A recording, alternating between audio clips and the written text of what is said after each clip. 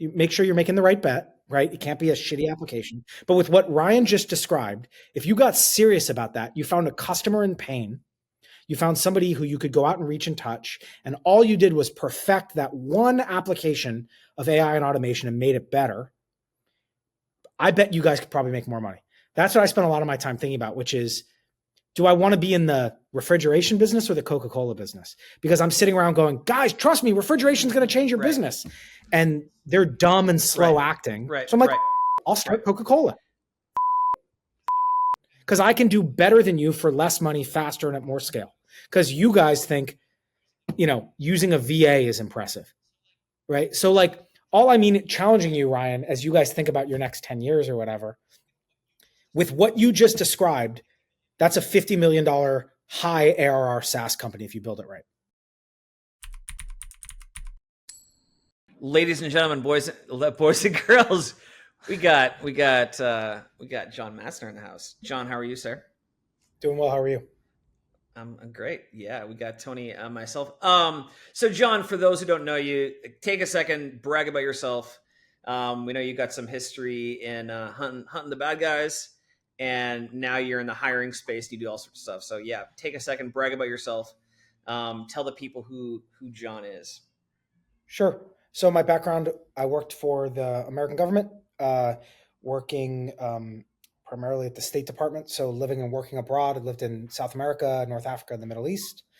Got out, started buying small and operationally difficult to run businesses.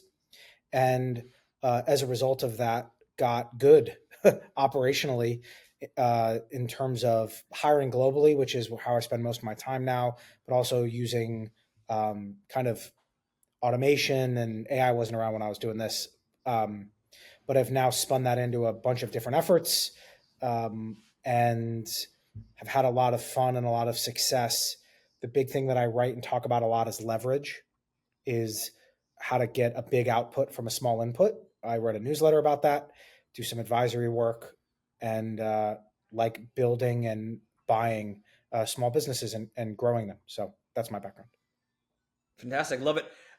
First question that I'm sure a lot of people, or at least I ask these questions selfishly. How did you afford to buy all these businesses when you first got out? Like, or were you just really good at saving? Did you buy them for cheap? How'd you get that equity? So when I got out of the government, I was raising foreign direct investment. That's what it's like my first thing I was doing out of the government, which is think commission-based sales, but for investment. And because it was very similar to my previous job. And as a result of that, was able to establish relationships with folks who didn't mind writing equity checks into US-based businesses. So that's how I first did it, was that way, with my relationships with retail investors overseas. Love it. And just before we started talking, or just recording, we were talking about, one thing you mentioned was AI and automation. So what are some things that you do with AI that you think most people don't, or most people misunderstand about the best way to use AI to actually scale a business versus just as a toy? So I gave a talk at a conference about this. I created like this triangle, this hierarchy, which is you have to hold other factors around a business equal. But the way that I think about it is the triangle is about how work gets done in a company. And at the very top of the triangle is the owner. Then below that are local employees. Then below that is global talent. And then below that is AI and automation. And your goal as a business owner is to try to push as much work of your company to the lowest level possible, but no lower. And so the way that I think about it is things that start with me, like, let's use a silly example, one that I use all the time, writing memos. 5 years ago, I wrote all my memos by hand. 3 years ago, I had my front desk guy do it for me. I would, talk and he would take notes. 2 years ago, I would send a voice note to my person in the Philippines. And now I use a Dropbox trigger to take a voice note, Whisper API, stick it into ChatGPT, and then it outputs a memo for me, ready to go. So that's an example of how you as a business owner, when you're talking about creating enterprise value, you know, building better margins.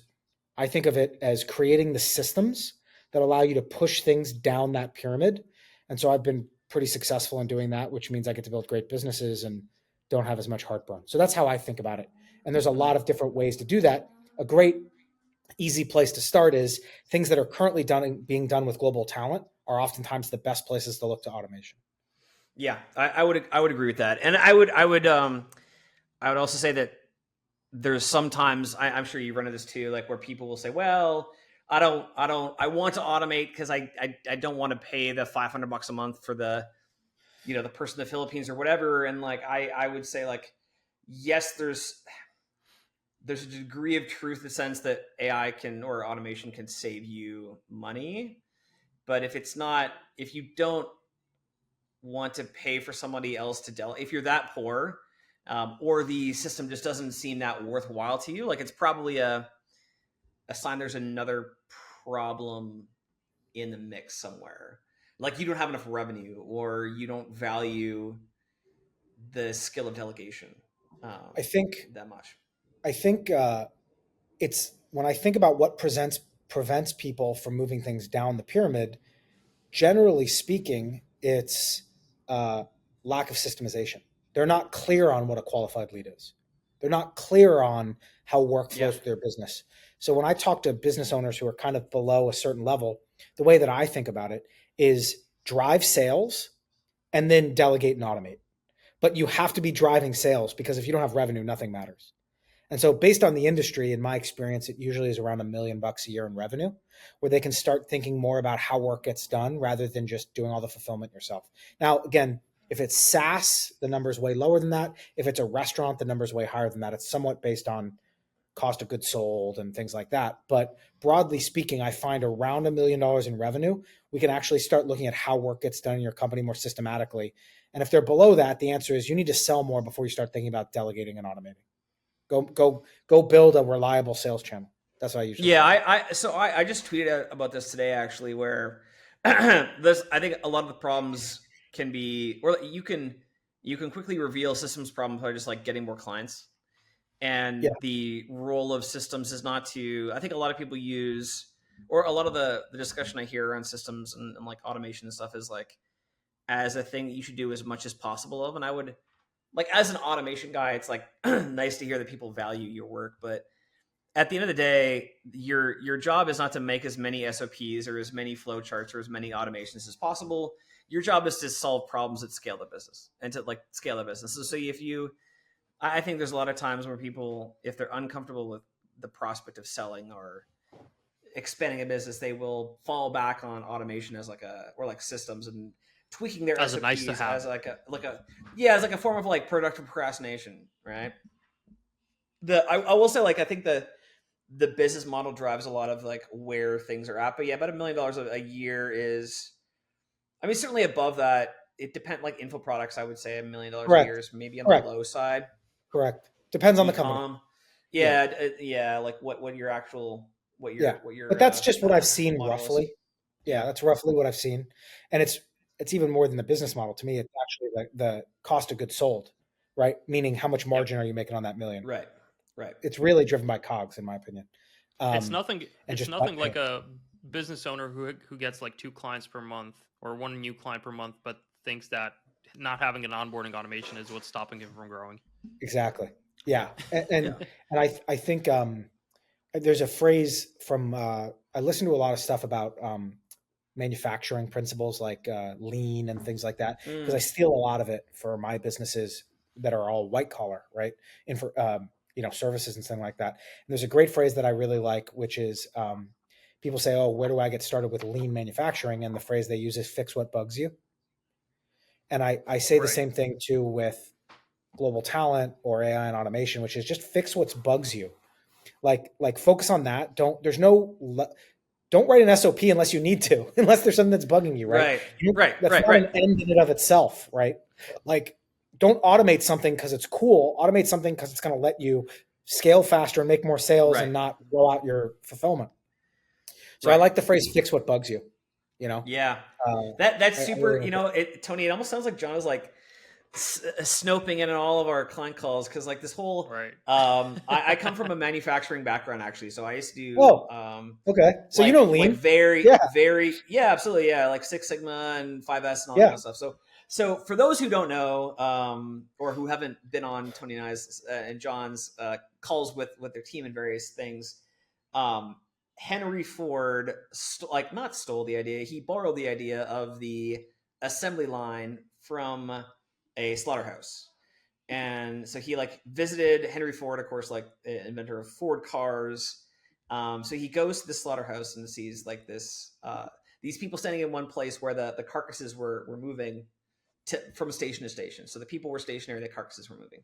And so one of the things actually uh, we implement in our clients' businesses as well is like this whole idea of rather than having like a project with like a bunch of tasks and subtasks that must be done, we build like a process that's very much like a digital assembly line where you have like if you're producing landing pages or videos or email campaigns or whatever the thing is like your business is producing, you model the various rather than tasks that must be completed, you model it as stages that this thing must pass through on its way to the finish line of the kind of digital manufacturing process.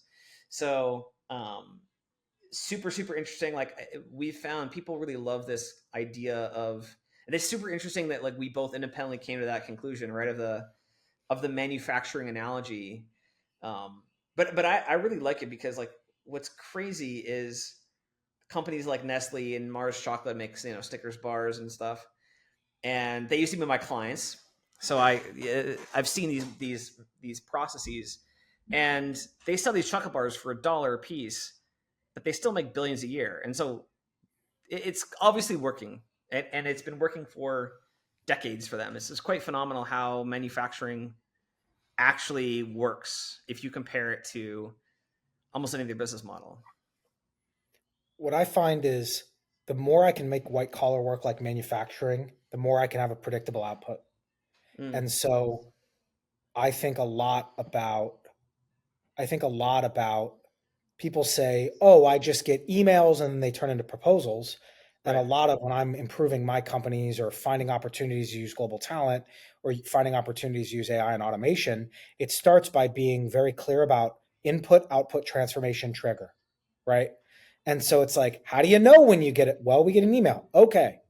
Then how do I turn that email into a draft landing page? Well, the first thing we do is look at the client intake form, right? And so the more I can break it down, that to me is having a clear, discrete process or a recipe or whatever you want to call it, then allows for someone smart like you guys or me or my team, or I have a bunch, I have a big team now, is we look at it and we go, okay, so from this stage to this stage, all you're really doing is extracting these 3 pieces of information and sticking it in this Airtable or whatever it is. And it's like, awesome. I used to do that by hand. Then I had my local person do it. Now I have somebody in Colombia do it. And oh, by the way, there's a new parsing feature in Zapier. AI can do it now. Done. Right. And so by being clear, by being clear, it enables us to build more leverage into the way we deliver our work. So that's how I like to think about it. And it's served me extremely well because I am exceptionally lazy. So How did you come to the manufacturing analogy? Was that through businesses you bought or um upbringing? Like for me, it was just like after university, happened to work at an engineering company that had clients in the Yeah, so manufacturing so I'm a sector. sales guy. Mhm. I'm a sales guy, and I read a ton, and I read really widely, and I think that I like stealing from other sectors, you know, and so I think for me it just started by reading really widely in order to steal ideas and concepts. I'll give you another one, by the way, that I stole from Henry Ford that you'll like, since you mentioned him. Mm, Uh, but it was just self taught. It was out of, hey, who knows how to set up really good, precise outputs using low skilled employees? Well, manufacturing knows how to do that. right. Why is bookkeeping different? It's not. It's just not. It's input output transformation, right? So I ended up just going down the path of studying those methodologies so that I could steal the core concepts. It's just pure theft, but it works Hmm. really well. That's how I did it. Um, Interesting. Well, what was the yeah. other concept from Henry Ford you mentioned? So we have this a whole thing, but the idea. So do you know that byproduct of the Model T production was charcoal, right? Yeah. So are you talking about like reusing your sawdust or what's it Correct. called? Yeah. Like So yeah, so yeah, it's a yeah. byproduct. So I read that in some book or whatever, and Mm, so one of the things that we do in one of our companies is we hire so many people uh, around the world that very often we have extra candidates who've already passed all of our vetting. And one of the things that we do for the members in our current business is we give those candidates to them for free because it's our basically our byproduct. And I totally lifted it from Henry Ford. It could totally be its own independent business, but we actually bundle it as a benefit. But it was basically monetizing a byproduct of a different part of our business, which is cool. interesting. Love that.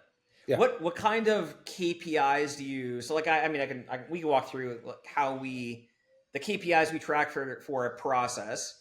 But I'm curious for you, what kinds of KPIs or do you measure for your businesses? It depends on the business. I don't know if I can give a great general answer, but if we talk specifically, then it varies.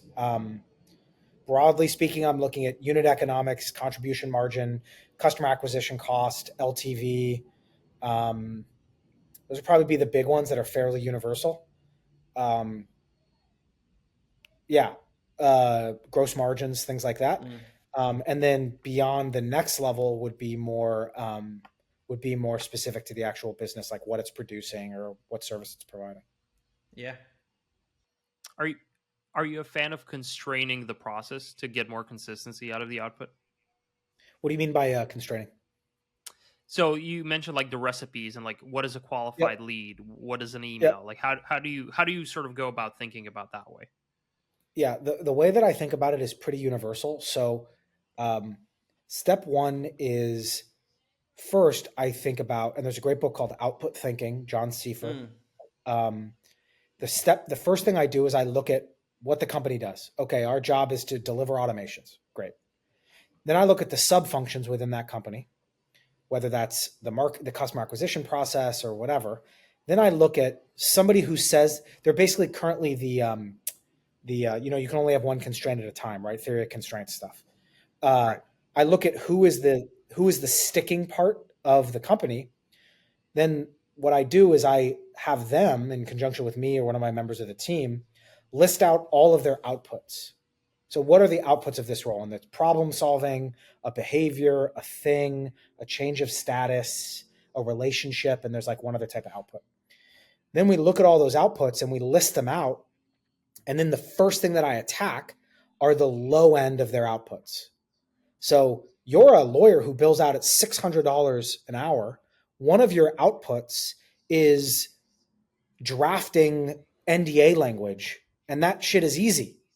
So then I start attacking the low end of their outputs as a way to systematize, delegate, automate, whatever, and let them keep the high end outputs, the ones that are really, everybody plays at the top of their game, right? So I let them keep the top of their game, but then I look to either bring in automation, AI, or global talent to take out some of the bottom end of their outputs so that they can unlock more capacity. That's how I think about it. Love it. Yeah, there's a lot there, but that's how I think about it. Long answer to a short question. And the Love it. way, Tony, obviously the way that you push outputs to a lower skilled employee or an automation is you set the standard, meaning this is what good looks like.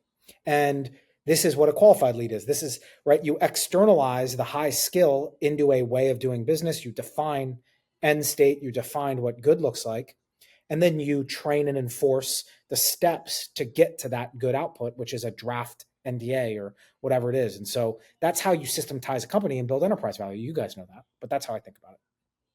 Love it.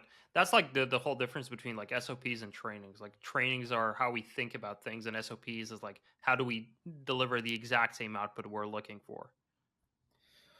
I think also when people hear us talk about SOPs, the big thing too that I emphasize, which is An SOP, when you're first getting started, can just be an end state. That's it. Here's what a good one looks like. That's how it starts. It doesn't need to be where you fucking click. You want to build it out over time because you have some reason to. Great. But an end state could just simply be what a good job looks like. Hey, here's what a client proposal looks like. This is the end state. And you keep all of what good looks like as examples. Don't spaz out and think you need to have a 78-step process, right? Just define the end state. If you just define the end state or define the output, everyone will have our brand. Everyone will have the customer name. Everyone will have these 3 things. That is half the battle. Then if you want to fill it in with some trickier steps, whatever, that's fine. But don't be intimidated by the idea of writing SOPs, in my experience. I love it. No, that's a big bottleneck for a lot of people. Just trying to grasp their head around how to even start. Yep. If they have money too, I have a company that writes these for them. It's done for you, SOPs. It's called Team Wiki. We build out your Notion. I don't run it, but I help co-found it. So it's great. They do interviews with your team on Zoom, and then they turn those into SOPs. You know who our the biggest customers that we have for that service are actually automation guys. Because once you have all the SOPs down, it's easy as shit to automate. It's the hard part is actually getting it out of all interesting. So it's almost like a white label. Like you almost want to say, oh yeah, our offer is we will interview you. Yep. And then you have the interviewers pass off some of that stuff to the automation team. Automate some of it. Interesting. So it's like a diagnosis. Yeah, it's like you can't automate something until you talk to Beth in accounts receivable. Right. But automators don't really want to, wade through all the garbage associated with actually writing down what Beth does all day. And so you kick it to them. But as you start to write stuff down, what that does is it reveals opportunities for automation or global talent. Right. Yeah. Well, that's exactly what we do, except we have those same people in-house. Although it's like I'm sure there's a lot of that's an interesting opportunity actually.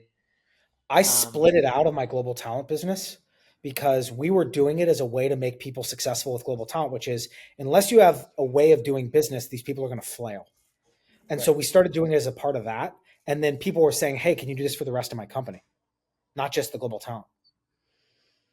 Oh, so they were hiring for one role out of like whatever 100 staff. They'd say, I need a community manager, and we're like, awesome, we'll do that, but you got to talk to us about what a good job looks like. And they would talk, and then we would attach that to the community. And they would say, that's awesome. Can you do this for every other role in my business that I can you do it for my normal people? Haven't done it. Yeah. Exactly. Yeah. Interesting. Yeah, I like that. I like the sawdust, the coal, the Henry Ford coal approach. It is interesting, like hearing. For me, it's fascinating when people have a constraint. So in the good old days, there was no computers, no robots. It was just people, and all they had to deal with was how do we make as many Model Ts as possible with the manual workers we have, right? And he still found a way to make it more organized and streamlined and make more money out of this very manual process, right? Back in the day, I don't know if you know this, but manufacturing companies used to do automation before there was computers. They did it with switches, punch cards, relays, shit, right? Well, no, but this is even like punch cards were like programming computers, like actual computers.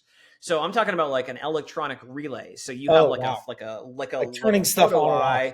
Yeah, like a photo eye, and when there's a box that passes a photo eye, it would, like from like a photo diode would read. There's like, oh, there's no more current coming into me, and then that would use through a relay to turn off a motor. And so they like the even like 10, 15 years ago when I was doing stuff in manufacturing, the technology, like the computer technology, you like open up Microsoft Windows and install this software on the computer.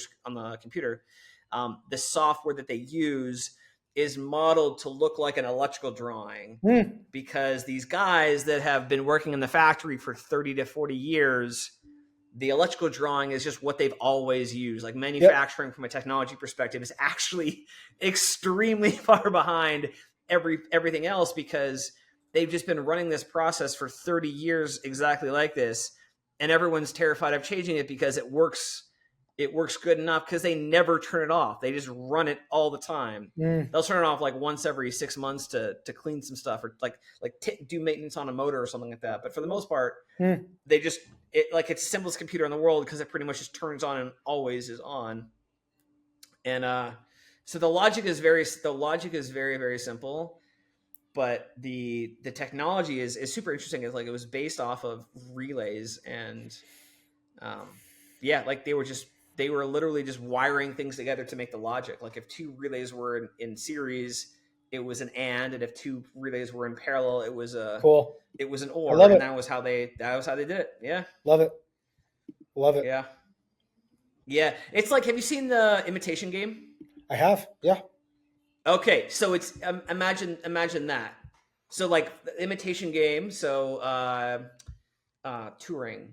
Yeah. What's this guy's name? Alan Turing. Alan Turing. Thank you very much. So for those who want a little bit of like a lesson in computer science history, Alan Turing was this guy who he basically worked for the British government. He was the subject of the movie The Imitation Game. Awesome movie. And what they basically did was they built a computer out of mechanical parts before there was computers. Or I don't know, maybe there were computers, but they effectively built a computer out of mechanical parts that did something called brute force encryption.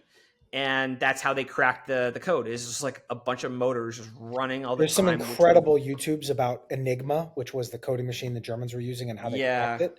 If you're interested in that kind of thing, just Google like Enigma code breaking. Super interesting. Super interesting. I gotta watch that because like I studied engineering in university, and so we were taught about the Turing test, which is this it's kind of like a thought, it's like kind of a thought experiment, kind of not, where you engage with something and your job, it's like, imagine like talking to ChatGPT.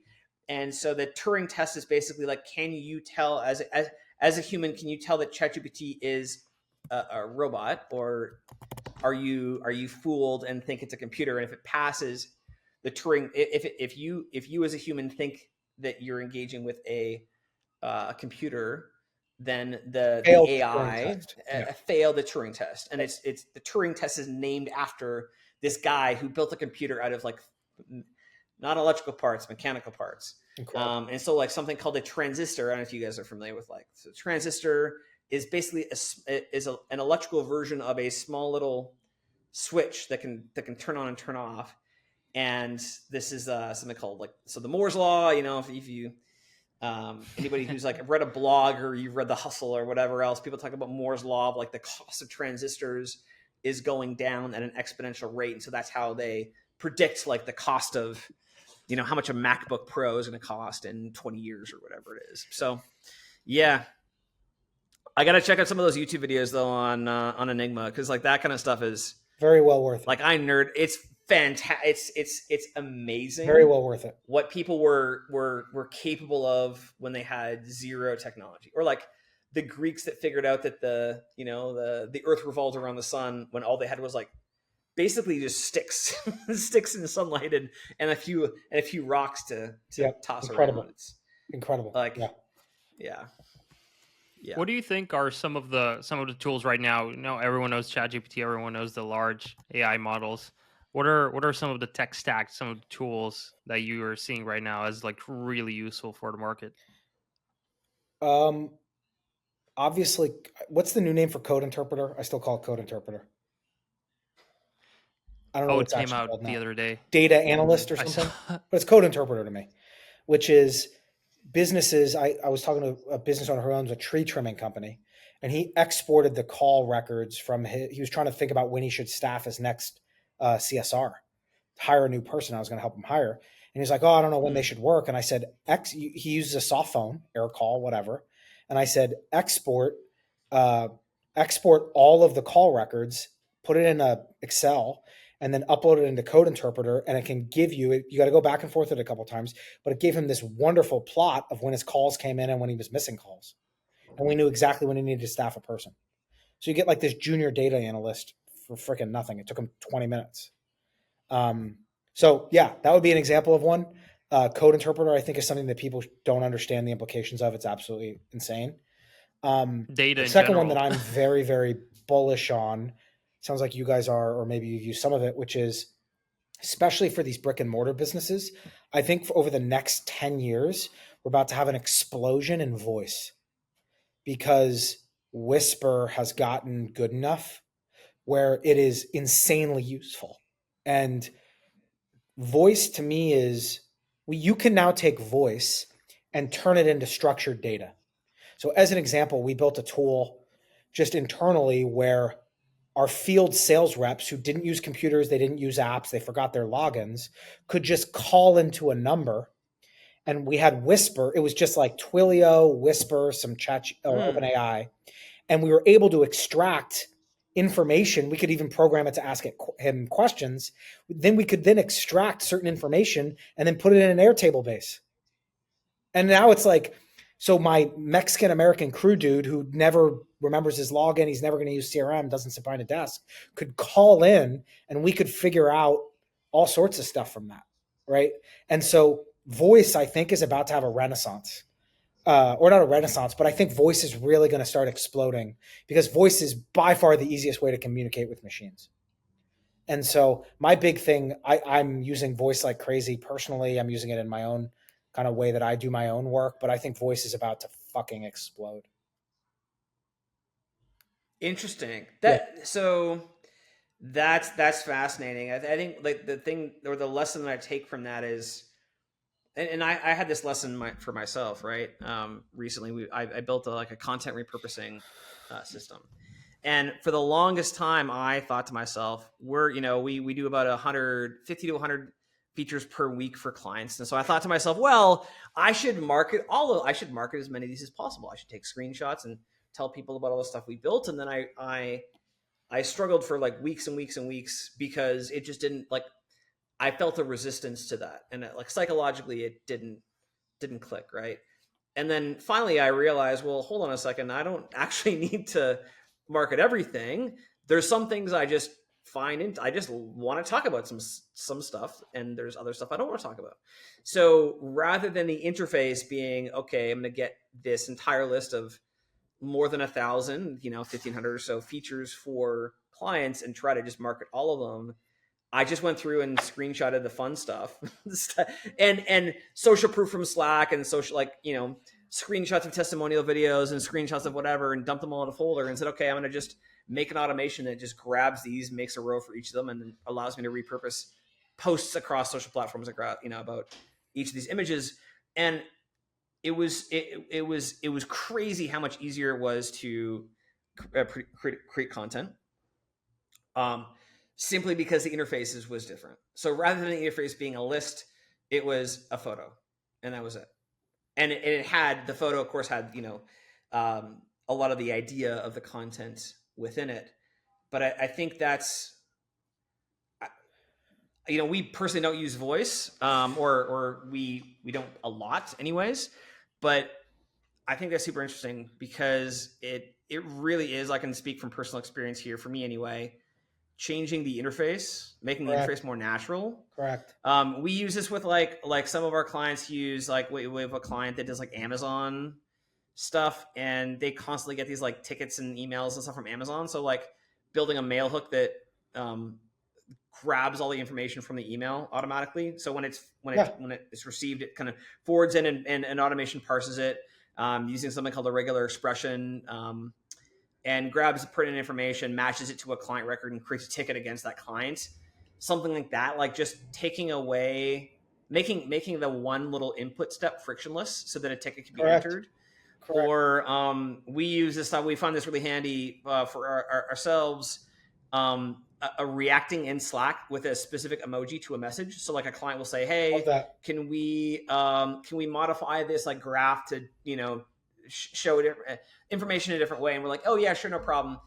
React with a little hand emoji, which is like our internal symbol for like a change request, and it creates a change request record in Airtable, assigns it, figures out which client it is based on the Slack channel that it's in, and then we can track like response time and make sure that all these things are captured and sorted out, right?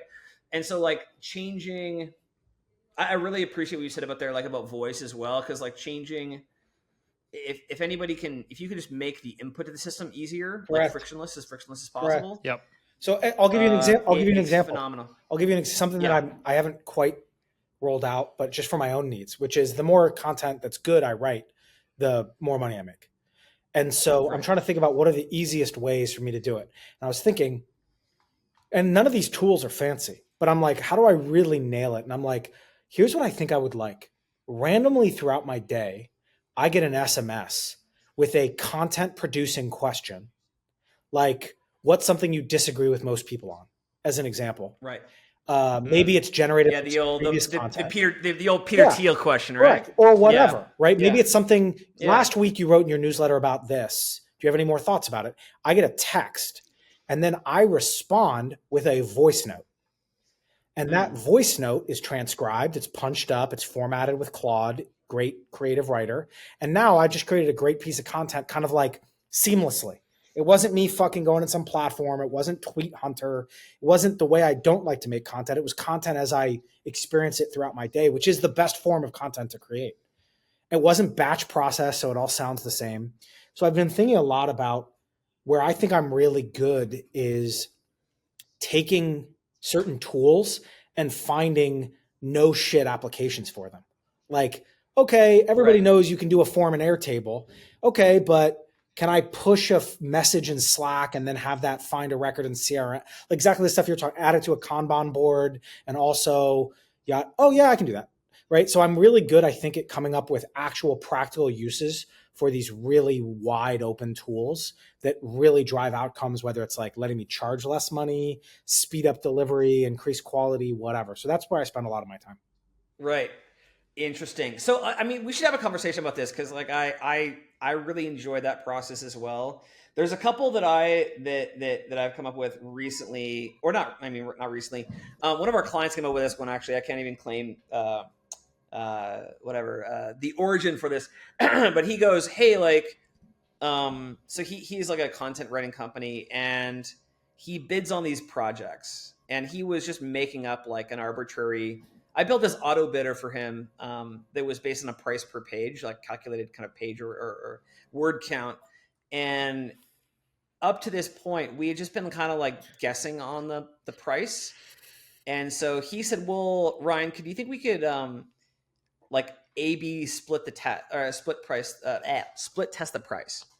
So test like $40 per page versus $45 per page. And if $45 per page wins, test 45 versus 50. And if, 50 wins versus, if 50 wins, test 50 versus 55. And if 50 still wins, test 50 versus 45, and kind of like keep iterating, right? And sort of hunting for the optimal price based on, revenue per, he said revenue, but I realized that it was really like marginal profit per bid was the best metric, right? Because you need to account for changes in conversion rate, but also profitability and things like that. So I was like, oh, that's a really like clever idea. I really kind of like that because it's the math is very, very simple. The infrastructure in Airtable is very, very simple for this kind of thing, right? And for him, it really made sense because it's a very high volume business with really small margins. So I was like, okay, well, like, let's just try it and see what happens. Like, I have no idea what's going to happen. I have no idea what the optimal price is. Let's just like turn on and go. And it turns out that in less than a month, we increased his profit by like 80 something percent. Wow. Simply because we were like, he was just underbidding. He happened to be underbidding, but he didn't know. And we just had that. We just like, I think it went from like 15. His marginal profit per bid was like initially $15, and it went up to $28 within just from monkeying with the numbers. And so there's like things like that I think are super interesting. Go ahead. Yeah, so this is where I think guys like that you guys are thinking about, right?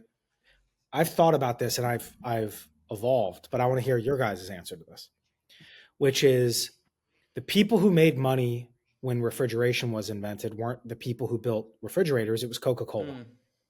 Right? Correct. Meaning it was the application of the technological innovation, not the technological innovation itself. I mean, the refrigeration guys did fine, right? If all you guys did in the next 6 months was build a tool that helps freelancers better price their bids using automated scraping and an easy to use interface. And you charged people whatever. If that's all you did with your guys' automation ability, you would probably build more enterprise value quicker than being an automation agency. Probably. Now it has to make sure you're making the right bet, right? It can't be a shitty application. But with what Ryan just described, if you got serious about that, you found a customer in pain, you found somebody who you could go out and reach and touch, and all you did was perfect that one application of AI and automation and made it better, I bet you guys could probably make more money. That's what I spent a lot of my time thinking about, which is, do I want to be in the refrigeration business or the Coca-Cola business? Because I'm sitting around going, guys, trust me, refrigeration is going to change your business. And they're dumb and slow acting. So I'm like, I'll start Coca-Cola. Because I can do better than you for less money, faster, and at more scale.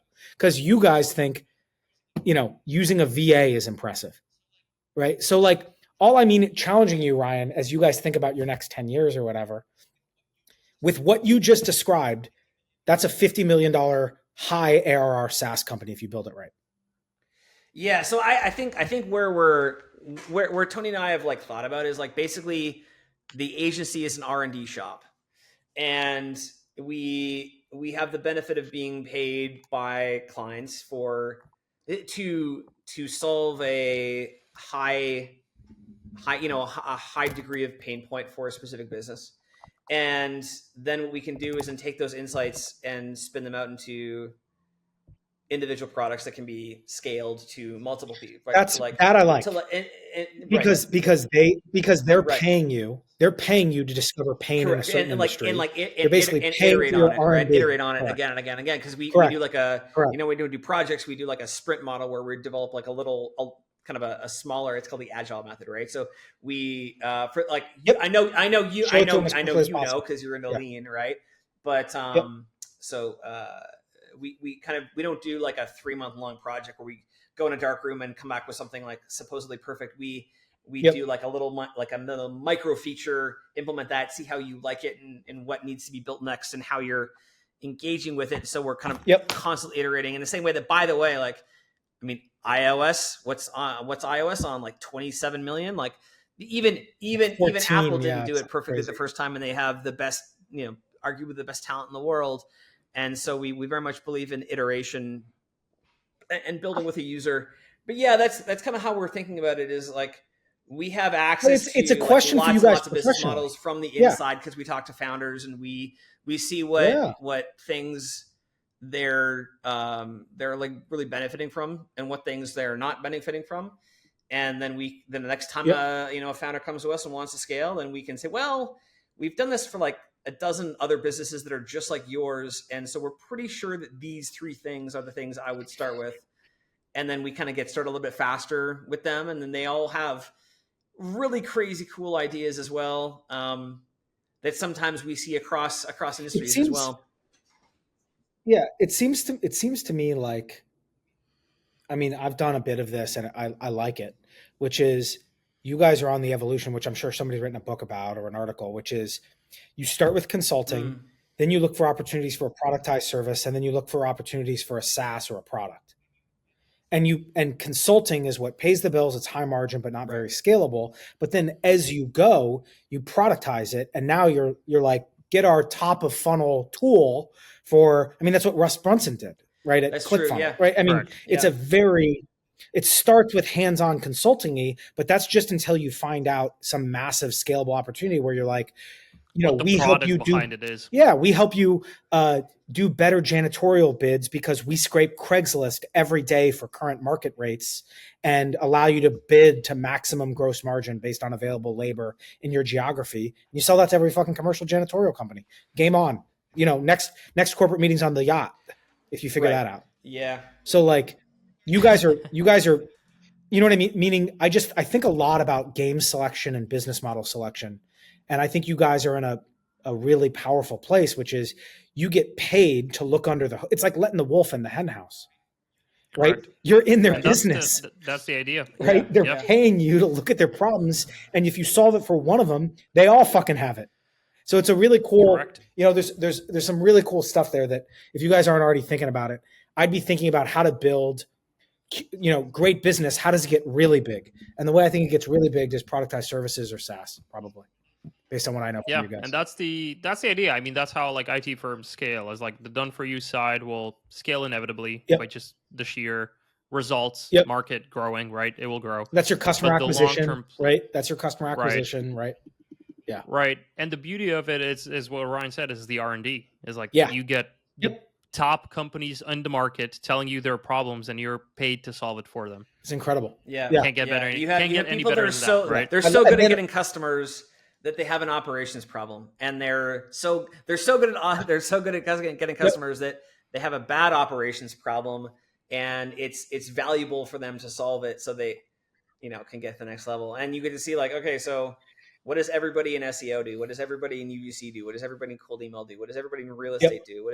What are the biggest problems with this business model? And it's super exciting. I mean, we actually just started. We're just started. Tony and I met last July for the first time. Oh, yeah, cool. yeah, and it's been a fun ride. So yeah. Can I ask you guys a random question about something? Yeah, go for it. So I have a new way that I'm thinking about pricing. So I don't really do any of this because of my global talent company. We end up getting dragged into it every now and then. How would you guys feel about an automation pricing model where it's some sort of a setup fee, and then all you're doing is marking up like toll road, right? So if Make charges you 1/10 of a cent, you charge 1 cent. Let's pretend that's the model. And it's usage-based pricing, but with a setup fee, so that you're not going to they're only ever going to do $29 worth of automations. But I like that because you get the commitment, you make the sale, you recover your customer acquisition cost, but now you get to kind of like snake your way into their pants with a very easy pricing model. And those things are annuities because they'll never get pulled out once you built them, ever, right? And the customer's happy because it's usage-based. It's not flat fee. That's interesting. So they're just actually, how do you feel? How do you react when I say that? How do you react? This is super interesting because it's kind of like HubSpot does it, right? Oh, the CRM is free. Yeah. And then it's $29 a month. But then some people are like, how do I get, this HubSpot bill for $5,000 a month? Like, how did that and they will never switch because people would rather. They're never going to switch. Yeah. Correct. That's lock in. I would rather give up my firstborn than turn off all my zaps and Make. Literally. Right. My firstborn. Because it's so far inside my company. Because it does. Right? And like no matter how much you're paying for Make or any kind of automation tool, you would have to pay way more for a person to do it manually. And so you don't do it. Oh. And everything would break and everything would break. I got into this because a close friend of mine was running his agency, and he was convinced that he had a people management problem. He was convinced that he needed to pay more and hire from a different place and do all this kind of stuff. And I was like, well, hold on a second. Like, what is this, like this person you're complaining about? What does she do exactly? And so long story short, automated her job, and he went from 10 to 50 with like $50 to $100 projects, like a lot of them. He's the same guy we did the pricing thing for. And so like as much as, and he pays like his Make bill is like $300 a month, but I'd rather pay $300 a month and make $40,000 more than anything else. And make never calls in sick. Right. It never goes on vacation. Correct. It's there. It's never in a bad mood. It never needs like encouragement. It's just there. Correct. Right. And like the consistent, like the raw, people underestimate the power of just raw consistency and like instant response time. Like that trumps everything. Yeah. So the answer, I kind of like that actually, John. Tony, I want to get your perspective because for me, right, when I think about, let's pretend I wanted to hire you guys. Mm-hmm. Like, I'm like, all right, I'm going to pay you guys 10 grand upfront once, once, let's call it. And you guys are going to do my architecture. You're going to identify kind of like where automation is going to be used, very consulting-y, right? But then you're going to give me, let's say, a credit of $50 worth of automations per month for a year bundled with that 10K. So you can kind of, hey, you don't owe me any more money until you're over $50 a month worth of automation. And the way we're going to price it is basically I take whatever Zapier or Make charges me and I double it or I triple it or whatever. It's 1 cent per automation run. So if you don't use automation, you don't ever owe me anything. If this whole project's flat, all you've done is paid me 10 grand for consulting. But now you guys get this juicy, juicy annuity that pays you fucking forever. Forever. And now you get to get all these little trickles because me as a business owner, I'm happy because if I'm not using automation, I don't pay you guys. I already paid you the 10 grand, but if I'm using it like crazy, look, I'm paying tenths. What am I marking up from 1/10 of a cent to 1 cent? Yeah. I'm never going to think about it. I've seen this model be whipped up, not specifically in the way you're describing, but more in a way of like per process pricing. So like you would go into a company, automate a specific process, and then charge like a $500 license for that, like an RPA, like robotic process automation. I've seen that, but I don't like that. That's a pricing model, right? Me neither, right? And Tony, the reason I don't like that is because of your risk. Because if they say automate this and then it's really hard, I got to put 3 grand into it, 5 grand into it, 10 grand, right? Like I'm at risk. That's why I don't like that per process pricing. Yeah, it's just I've been working on this idea. I guess the distinction would be it's kind of like the whole it's the never ending like, do you do a build and release or do you have like a SaaS, right? Or do you pay like the kind of the service thing? And there's always people that want correct. And I'm arguing charging it more like a SaaS. And I think there would always be people. Not a one-time there's probably people on either side of the fence there, right? So there's some people that would prefer to pay the lifetime, so far we've been pricing it as like you kind of pay the lifetime. So we do the build and release kind of model where we build it for you, but you own the infrastructure. And then of course, like the never ending risk with that for the client is like, well, I don't know how useful this is going to be. I don't know how long I'm going to stay in this business model and whatever else. It's interesting for sure. Versus instead of charging them 15 grand, you just say, look, I'm essentially going to finance it for you.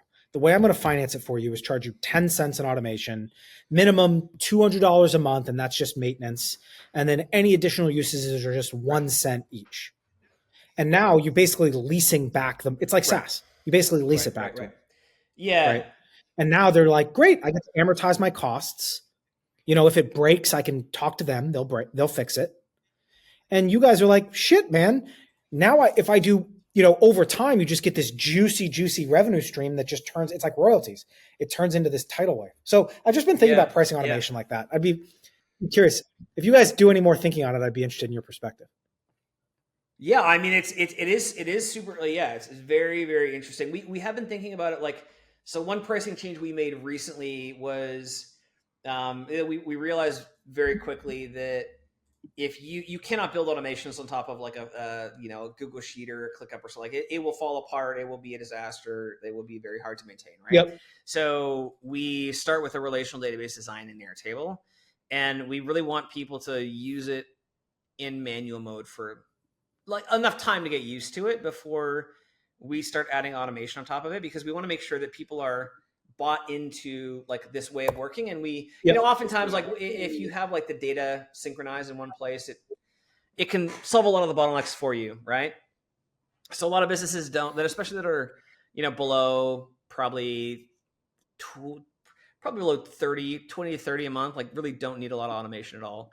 If any, like very minimal automation, right? Whereas like above 100, now you're talking into like real territory work. This can make it like a huge difference for your business. But we used to do the Airtable build out as part of the sprint model. But the problem was some companies were very quick on change management. Some were very they wanted a little bit more time to organize their team, or maybe they were scaling fast and they had a bunch of new team members. They needed to kind of organize themselves internally as well as use this new system.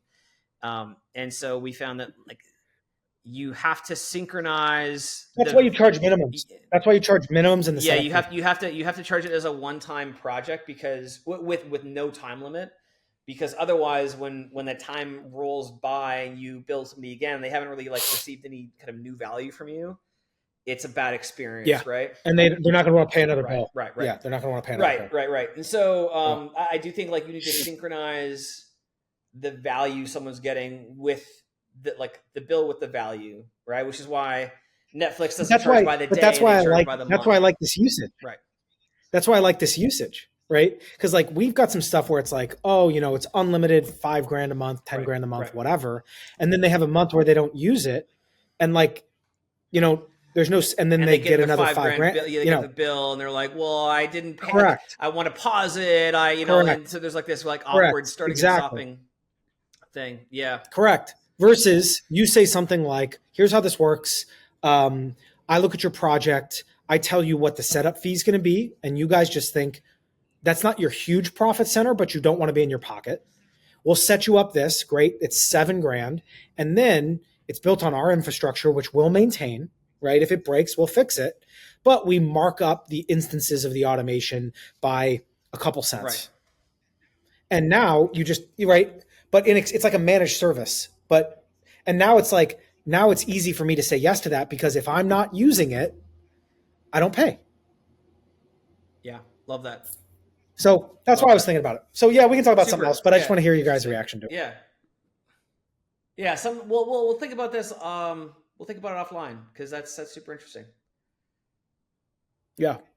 And by the way, I'll tell you from an enterprise value perspective, if you guys go to an acquirer one day and you want to sell your company, if you're an agency, right, your multiples are 2 to 4 times earnings. But if you guys say, we have annuities based on these automation markups, some of them have been around for 2 or 3 years, those things are going to get valued like fucking 10x, 15x, because you guys don't have to do anything. SaaS. Right? It's like royalties. You guys don't have to do anything. And they're like, oh, do you have upward pricing power? And we're like, we could triple our prices and they wouldn't switch because we're so far inside their company. That's huge enterprise value creation. So yeah, there could be something there. We'll talk about it. Love it. I think we're going to have to wrap with this thought as an enigma. And then part 2 will be, did OpsKings actually implement this pricing model? Right. And all I need is a little bit of a, consulting fee, because of this idea.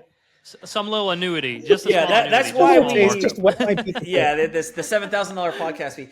John, the best thing about doing a podcast is you just do all the free consulting that you want from somebody. So it's actually right. It's I know this isn't even going to get released. This isn't even going to get released. It doesn't. We're have just to going to keep it internal. We're not even recording. I see exactly. Because I've spent a lot of time. Why isn't automation more popular? And there's a couple reasons which we could talk about, but one of the things I think is the pricing model is a little bit off for a lot of companies. There's room for innovation in pricing model. So I've been spending a lot of time thinking about that. There's other ways to do it too, which we could talk about. Love it. Well, I think we're gonna have to wrap for round 1. So thank you, John. Actually, here's a question, last question, and then I promise we'll wrap here. John, we don't have a name for the podcast yet. What do you think we should name the podcast?